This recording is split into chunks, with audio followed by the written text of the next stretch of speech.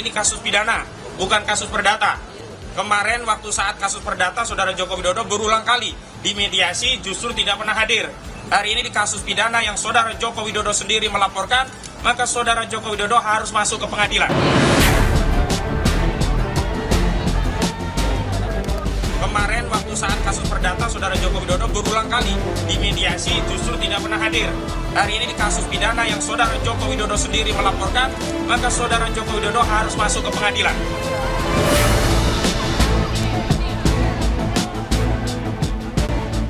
Usulan mediasi antara Roy Suryo CS dengan mantan Presiden Joko Widodo untuk menemukan titik temu kasus fitnah ijazah palsu ditolak koordinator kuasa hukum Roy CS.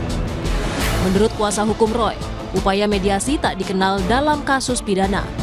Karenanya kubu Roy ingin proses peradilan ditempuh, sehingga Jokowi bisa dihadirkan.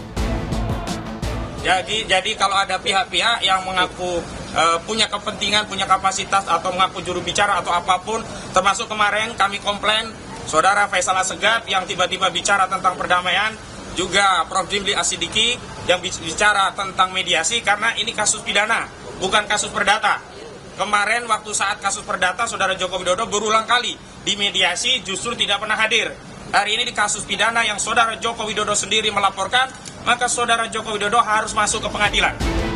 Guru Besar Hukum Pidana Universitas Pelita Harapan Jamin Ginting menyebut mediasi bisa dilakukan dalam kasus pidana sesuai peraturan Kapolri nomor 6 tahun 2019.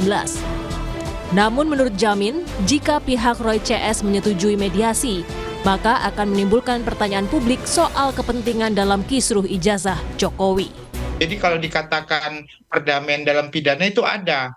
Bahkan sekarang di Undang-Undang KUHP baru kita yang baru kemarin disahkan di pasal 83, itu sudah dinyatakan namanya restoratif justice ya. Jadi boleh dilakukan itu. Cuma kalau itu kepentingan publik yang lebih besar, tentu kalau Pak Suryo sendiri yang melakukan mediasi, nanti Pak Suryo diserang balik ini sama publik, loh kamu perjuangan selama ini berarti untuk mementingkan kepentingan kamu pribadi, bukan kepentingan membukti kebenaran material yang benar-benar yang diperjuangkan oleh masyarakat ingin ditunjukkan.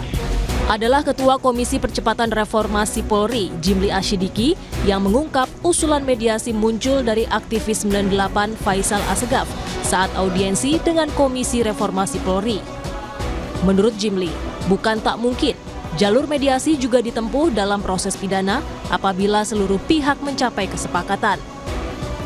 Nah, muncul ide-ide antara lain misalnya Pak Assegaf tadi mengusulkan bagaimana bisa nggak mediasi? Oh bagus itu, coba tanya dulu mau nggak mereka dimediasi, ya kan? Baik pihak Jokowi dan keluarga maupun pihak Roy Suryo dan kawan-kawan mau nggak dimediasi? Nah, jadi status tersangkanya tetap, ya kan? Tapi dimediasi dulu. Kalau misalnya ditemukan titik temu, ya kan? Ya bisa tidak dilanjutkan pidananya. Tapi kalau seandainya tidak berhasil, ya lanjutkan nggak apa-apa. Tidak ada forum lagi yang bisa membuktikan keaslian atau tidak aslinya. Sebelumnya kubu Roy Suryo kerap meminta penyidik Polda untuk memperlihatkan ijazah asli Jokowi untuk membuktikan ada tidaknya fitnah soal tudingan ijazah palsu.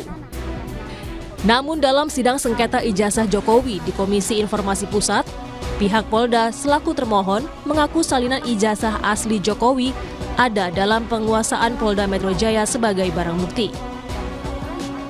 Saat ini dia dalam penguasaannya Polda Metro Jaya ya? Dalam penguasaan Polda Metro Jaya dalam status penyidikan, resmi disita mendapatkan penetapan penyitaan dari Pengadilan Negeri setempat. Baik. Kasus fitnah ijazah Jokowi yang memakan waktu cukup lama kerap berkutat pada permintaan memperlihatkan ijazah asli tersebut. Namun faktanya, dalam gugatan perdata di PN Surakarta dan Sleman, tuntutan para penggugat selalu berakhir deadlock. Karena Jokowi menolak memperlihatkan ijazah asli sarjananya.